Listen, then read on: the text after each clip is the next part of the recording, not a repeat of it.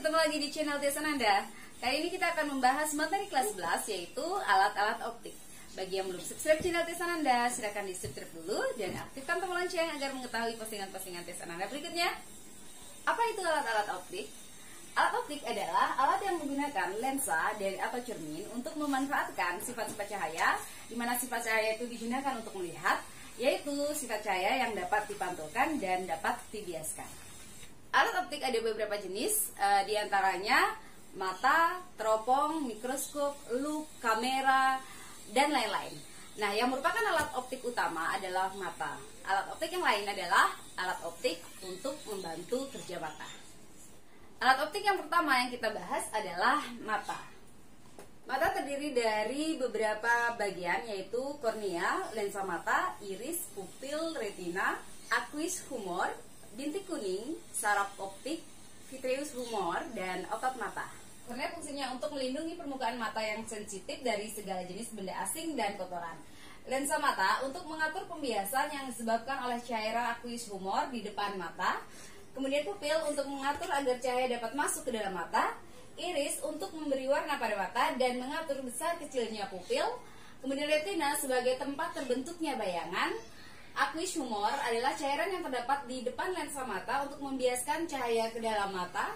Bintik kuning adalah bagian pada retina yang sangat peka terhadap cahaya agar bayangan jelas. Kemudian saraf optik adalah menghubungkan bintik kuning dengan otak. Kemudian vitreous humor adalah cairan yang ada di lensa mata agar mata lebih kokoh dan kuat. Dan yang terakhir adalah otot mata, fungsinya untuk menggerakkan bola mata. Untuk bisa melihat dengan jelas, mata itu memiliki daya akomodasi. Apa yang disebut dengan daya akomodasi? Daya akomodasi adalah kemampuan mata untuk mengubah jarak fokus lensa agar benda yang dilihat dapat tepat jatuh di retina. Mata manusia memiliki keterbatasan. Mata manusia memiliki titik dekat mata dan titik jauh mata. Titik dekat mata sering dikenal dengan istilah punctum proximum, yaitu titik terdekat yang masih bisa dilihat oleh mata kita dengan jelas. Kalau titik jauh mata dikenal dengan istilah punctum remotum, itu adalah titik terjauh yang bisa dilihat oleh mata manusia dengan jelas. Nah, berapakah titik dekat mata? Titik dekat mata manusia normal adalah 25 cm. Kalau titik terjauh mata normal itu adalah tidak terhingga.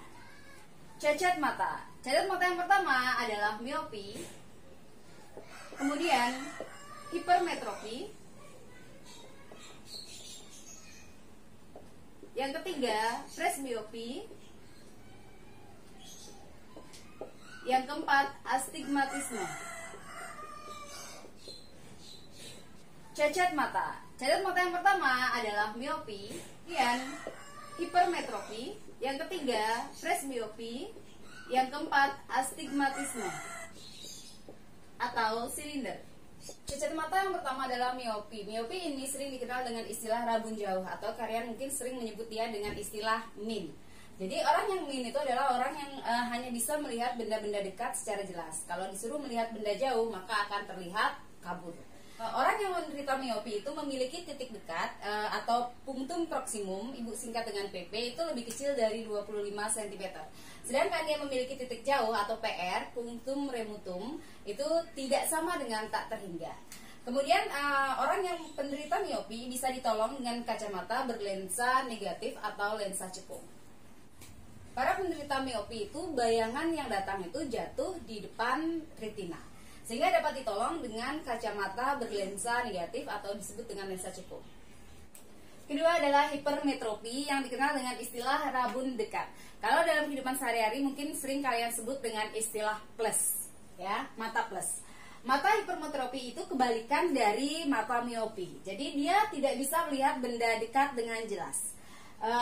Orang yang penderita hipermetropi memiliki titik dekat atau PP itu lebih besar dari 25 cm dan memiliki titik jauh itu tidak terhingga. Jadi titik jauhnya normal, ya. Kemudian pada penderita hipermetropi bayangan jatuh kalau di miopi di depan retina, kalau di hipermetropi bayangannya jatuh itu di belakang retina. Sehingga bisa ditolong oleh kacamata berlensa cembung atau lensa positif. Yang ketiga adalah presbiopi. Presbiopi sering dikenal dengan istilah mata tua karena biasanya penderita presbiopi ini adalah orang-orang yang lanjut usia. Presbiopi itu adalah kondisi di mana mata tidak bisa melihat benda yang terlalu jauh atau terlalu dekat dengan jelas. Karena penderita presbiopi itu memiliki titik dekat atau punktum proksimum itu adalah lebih besar daripada 25 cm dan titik jauhnya lebih kecil daripada tak terhingga. Nah, untuk menolong penderita presbiopi biasanya menggunakan kacamata yang berlensa rangkap atau dikenal dengan istilah bifokal. Yang keempat adalah astigmatisme. Astigmatisme sering kalian kenal dengan istilah mata silinder. Astigmatisme biasanya disebabkan karena yang pertama faktor keturunan, yang kedua juga karena pernah mengalami riwayat miopi dan hipermetropi atau rabun dekat dan rabun jauh yang cukup parah. Astigmatisme ini merupakan cacat mata di mana penderitanya itu melihat bayangan benda titik itu terlihat seperti garis yang kabur. Astigmatisme disebabkan karena lensa mata tidak berbentuk bulat sempurna melainkan berbentuk silinder sehingga dibantu oleh kacamata berlensa silindris. Rumus yang perlu kalian hafalkan saat kita membahas tentang mata dan kacamata itu adalah kekuatan lensa. Kekuatan lensa itu sering disimbolkan dengan P besar. Bagaimana rumus kekuatan lensa? Jadi rumusnya P itu adalah 1/F, di mana F ini adalah titik fokus. Kalau rumusnya 1/F, berarti titik fokus di sini satuannya adalah meter. Kalian boleh menggunakan juga rumus P sama dengan 100/F. Tetapi kalau kalian menggunakan 100/F, F-nya di sini itu adalah titik fokus juga, tetapi satuannya di sini adalah dalam sentimeter. Nah, titik fokus ini atau F ini sudah kalian bahas di SMP, sering kalian bahas. Jadi sekedar mengingatkan, untuk mencari F ini kalian harus mengingat rumusnya. Itu adalah 1/F sama dengan 1/S ditambah 1/S aksen. Ibu yakin di SMP saat kalian membahas tentang cermin dan lensa, kalian sudah sering melihat rumus itu. Dimana S itu adalah jarak benda, satuannya meter. S aksen itu adalah jarak bayangan, satuannya meter. F itu adalah titik fokus, satuannya juga meter. Kekuatan lensa pada penderita miopi. Para penderita miopi itu dibantu oleh kacamata berlensa cekung atau lensa negatif. Saat menggunakan kacamata lensa cekung atau lensa negatif, maka jarak bayangannya itu nilainya sama dengan min PR atau sama dengan titik terjauhnya, punctum remotum. Dengan min ini disebabkan karena letak bayangan itu ada di depan lensa mata. Jadi kalau kita turunkan sekarang rumusnya, 1/F sama dengan 1/S ditambah 1/S aksen. 1/F sama dengan 1/hingga ditambah 1/min PR. 1/hingga itu adalah 0, sehingga 1/F sama dengan 1/min PR atau F sama dengan min PR. Jadi ini adalah rumus titik fokusnya. Sekarang kita mau mencari rumus kekuatan lensanya. Ingat, kekuatan lensa P itu rumusnya adalah 1/F. Berarti ini sama dengan 1/min PR atau bisa ditulis P sama dengan min 1/PR. Rumus ini kalian gunakan sama seperti tadi saat PR atau titik jauh. PR itu adalah titik jauh, satuannya itu dalam meter. Nah, P ini adalah kekuatan lensa dengan satuan dioptri. Kalau seandainya PR-nya itu bersatuan dalam sentimeter, maka rumus P ini bisa kalian tulis min 100/PR. Berarti di sini PR atau titik jauh itu bersatuan dalam sentimeter. Satuan kekuatan lensa tetap dalam dioptri. Kekuatan lensa pada penderita hipermetropi. Penderita hipermetropi adalah penderita rabun dekat, jadi tidak bisa melihat benda dekat dengan jelas sehingga dibantu oleh kacamata berlensa cembung atau lensa positif. Jadi lensa cembung itu membantu agar jarak bayangan itu ada di titik dekat matanya. Sehingga S aksen di sini adalah min PP. Kenapa min? Karena bayangannya ada di depan lensa. Jarak benda di sini adalah 25 cm. Sehingga kalau kita turunkan rumus kekuatan lensa pada penderita hipermetropi, jadi kita turunkan dulu dari rumus Seper F sama dengan seper S ditambah seper S aksen. Seper F sama dengan, karena S-nya di sini dalam sentimeter, berarti di sini kita pakai 100 per 25 ditambah 100 per min PP. Seper F sama dengan 100 bagi 25 itu adalah 4. Ini boleh langsung ditulis min 100 per PP. Kekuatan lensa itu adalah seper F. Berarti nilai ini adalah kekuatan lensa. Sehingga kita tulis P sama dengan 4 min 100 per PP. Nah, ini berlaku jika PP atau titik dekat itu bersatuan dalam sentimeter. Yang kedua, alat optik yang kedua adalah loop. Loop itu adalah alat optik yang digunakan untuk melihat benda-benda yang kecil agar terlihat lebih besar dan lebih jelas. Nah, loop ini menggunakan lensa positif atau lensa cembung. Ada dua persamaan pada loop, yaitu untuk mata tidak berakomodasi dan untuk mata berakomodasi maksimum. Berakomodasi maksimum itu maksudnya saat mata kalian melotot, itu disebut dengan berakomodasi maksimum ya. Jadi untuk mata yang tidak berakomodasi, letak benda itu berada di titik fokus dan letak bayangannya itu di tidak terhingga. Persamaan untuk mencari perbesaran bayangan, jadi M itu adalah perbesaran bayangan, itu adalah rumusnya Sn per F. M itu adalah pembesaran, jadi pembesaran dia tidak bersatuan, biasanya kali ya. Misalnya pembesarannya 2 kali 5 kali, jadi dalam bentuk kali, jadi dia tidak memiliki satuan. Kemudian untuk mata berakomodasi maksimum, bayangan benda itu jatuh di titik dekat mata, di PP. Sehingga menghasilkan rumus perbesaran M sama dengan Sn per F, hampir sama sebenarnya dengan ini, tapi di sini ditambah 1. Alat optik yang ketiga itu adalah mikroskop. Mikroskop berfungsi untuk melihat benda-benda yang sangat kecil. Loop berfungsi untuk melihat benda yang kecil, tetapi loop memiliki keterbatasan. Dia tidak bisa melihat benda-benda yang sangat kecil seperti bakteri, virus, dan lain-lain. Jadi alat yang bisa untuk melihat benda-benda yang sangat kecil itu adalah mikroskop. Mikroskop terdiri dari dua lensa positif, bisa dilihat di gambar. Jadi lensa positif yang berdekatan dengan mata, jadi kalian bisa lihat ini adalah mata.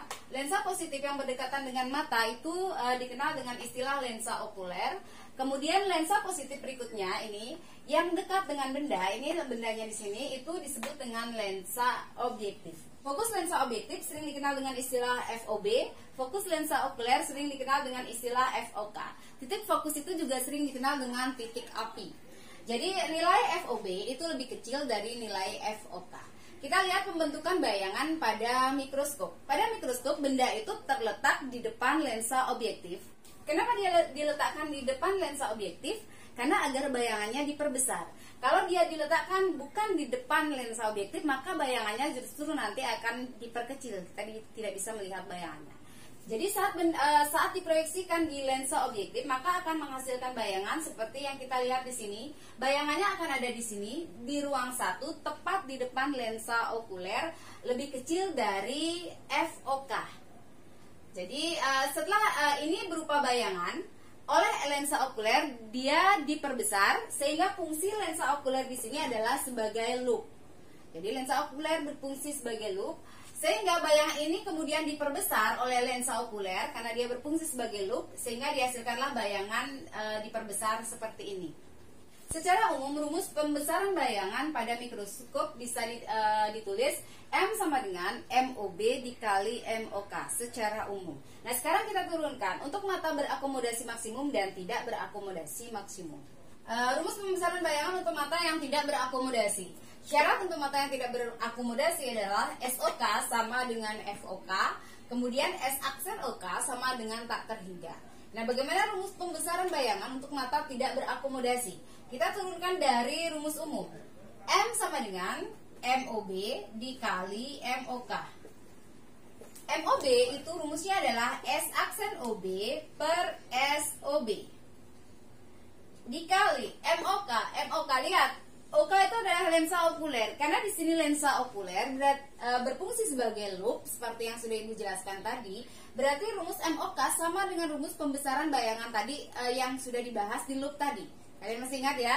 Jadi rumus pembesaran bayangan pada loop itu adalah Sn per F. Tadi kita membahas Sn per F, ya. Tetapi karena di depan lensa okuler ini adalah FOK, berarti ini adalah Sn per FOK.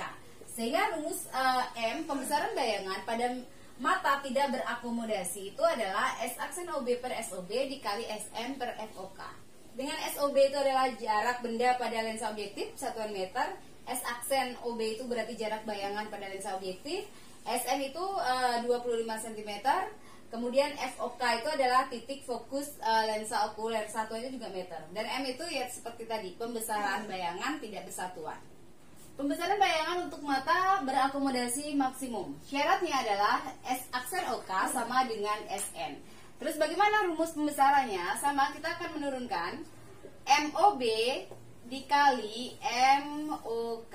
Sehingga M sama dengan MOB ya sama, yaitu S aksen OB per SOB dikali MOK seperti tadi. Karena lensa okuler berfungsi sebagai loop, berarti rumus yang berlaku pembesaran pada loop untuk mata berakomodasi maksimum berlaku di sini. Ya, tadi tinggal ditambah satu kan, sama dengan di sini. Berarti di sini juga adalah Sn per FOK ditambah 1. Inilah rumus pembesaran bayangan untuk mata berakomodasi maksimum pada mikroskop. Selain rumus pembesaran, ada lagi satu rumus panjang lensa yang ditulis dengan D. Untuk mata berakomodasi maksimum, rumus D itu adalah S aksen OB plus SOK. D ini adalah panjang lensa. Jadi satuannya meter. Ya, tapi di soal-soal biasanya ditulis atau diminta dalam sentimeter. Untuk yang mata tidak berakomodasi maksimum, rumus D-nya ibu tulis di sini ya. Tadi ketinggalan. D-nya itu S aksen OB ditambah, kalau di sini SOK, di sini FOK. FOK berarti titik fokus lensa okuler. SOK itu jarak benda pada lensa okuler. Yang keempat, alat optik yang keempat adalah teropong. Teropong ini sering kalian kenal dengan sebutan teleskop. Fungsi dari teleskop adalah untuk mengamati benda-benda langit yang letaknya jauh di sana ya, seperti misalnya untuk melihat bintang atau melihat planet-planet di luar angkasa. Kalian menggunakan teleskop. Teropong atau teleskop bisa dibagi menjadi dua. Sebenarnya ada tiga, yaitu teropong bintang, teropong bumi, dan ada lagi satu teropong panggung. Tapi teropong panggung tidak ibu jelaskan di sini. Yang ibu jelaskan adalah teropong bintang dan teropong bumi. Dari namanya kalian sudah tahu, teropong bintang berarti adalah teropong yang digunakan untuk melihat bintang atau benda-benda di luar angkasa. Teropong bumi adalah teropong yang digunakan untuk melihat bumi. Berarti melihat buminya ini berarti dari luar angkasa. Kebalikan, ya. Apa beda teropong bintang dengan teropong bumi? Teropong bintang ini konsepnya sama seperti mikroskop. Teropong bintang itu terdiri dari dua lensa, yaitu lensa objektif dan lensa okuler. Sedangkan teropong bumi itu terdiri dari tiga lensa, lensa objektif, lensa okuler, dan ditambah lagi satu itu disebut dengan lensa pembalik. Kenapa ada lensa pembalik?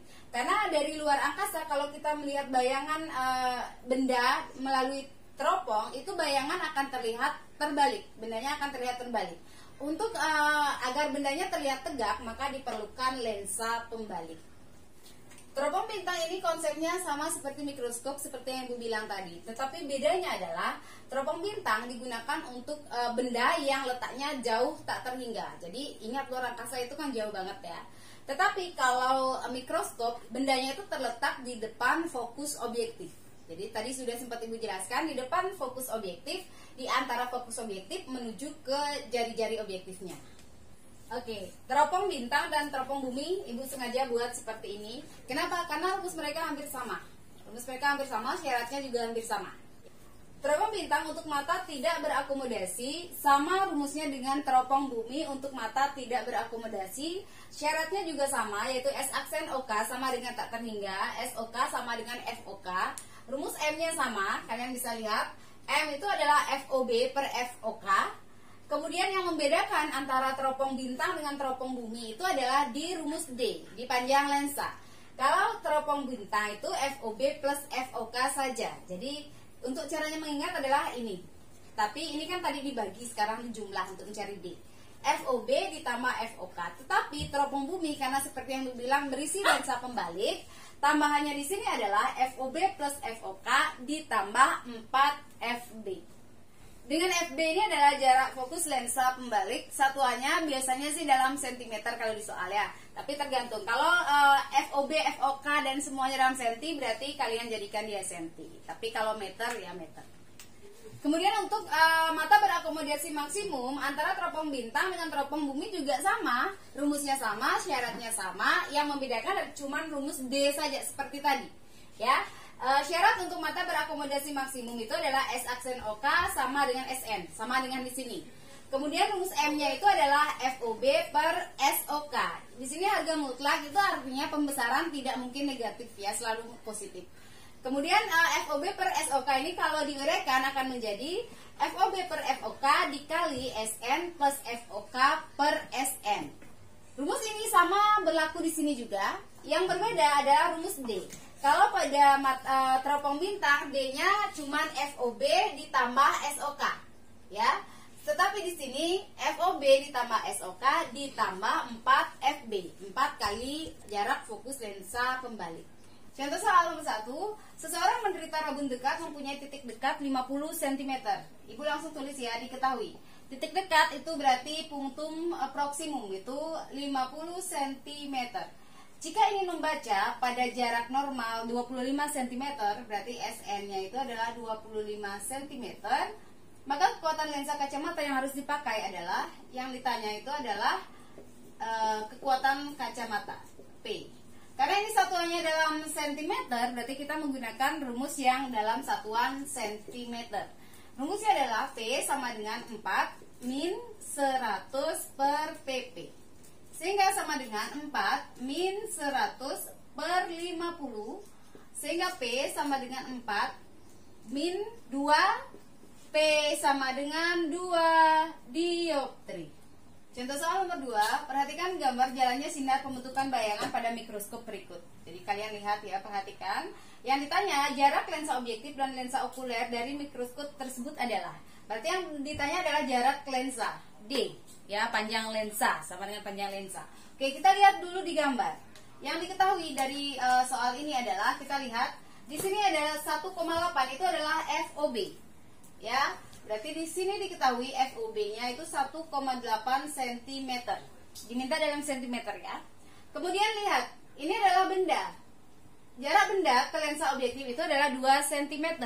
Berarti itu adalah SOB. 2 cm. Kemudian 6 cm itu adalah FOK, diketahui. Berarti di sini diketahui FOK-nya 6 cm. Ditanya D-nya itu berapa. Nah, sekarang pertanyaan kalian mungkin yang bingung, rumus mana yang kalian gunakan untuk mata berakomodasi atau mata tidak berakomodasi? Nah, apa clue-nya? Lihat bayangan yang dibentuk sini. Jadi karena bayangan di sini kalian lihat tepat berada di fokus okuler, kemudian ini bayangannya juga kalau diteruskan ini tidak terhingga, ini garis lurus ya, tidak terhingga, maka ini clue-nya ini adalah untuk mata yang tidak berakomodasi. Kalau mata berakomodasi, bayangannya akan terletak di antara fokus okuler ini ke sini, di antara ini. Kalau bendanya bayangannya ada di antara ini, berarti matanya itu berakomodasi maksimum. Tapi kalau tepat berada di okuler, berarti dia tidak berakomodasi. Berarti rumus yang kalian gunakan adalah untuk mata yang tidak berakomodasi, yaitu D sama dengan S aksen OB ditambah FOK. Berarti apa yang harus kalian cari? Yang harus kalian cari, FOK sudah ada di sini, yang harus kalian cari adalah S aksen OB yang harus kalian cari. Berarti seper F sama dengan seper S ditambah seper S aksen. Berarti karena kita mau mencari OB, berarti ini FOB, SOB, S aksen OB. Oke, kita cari seper FOB-nya 1,8 ditambah seper SOB-nya itu 2. Ini sorry ya, ini sama dengan ditambah seper S aksen OB. S aksen OB sama dengan, berarti ini kita bawa ke kiri. Seper 1,8 dikurangi seper 2. Seper S aksen OB sama dengan, oke, kita samakan penyebut 1,8 dan 1 ini sama-sama kita kalikan 2, berarti 2 per berarti 3,6 dikurangi, berarti ini kita kalikan 1,8. 1 juga kali 1,8. Berarti 1,8 per 3,6. Seper S aksen OB sama dengan, berarti ini adalah 0,2 per 3,6. Sehingga S aksen OB berarti di sini adalah 3,6 per 0,2. S aksen OB sama dengan 18 cm. D sama dengan S aksen OB ditambah FOK sama dengan 18 ditambah 6, berarti sama dengan 24 cm.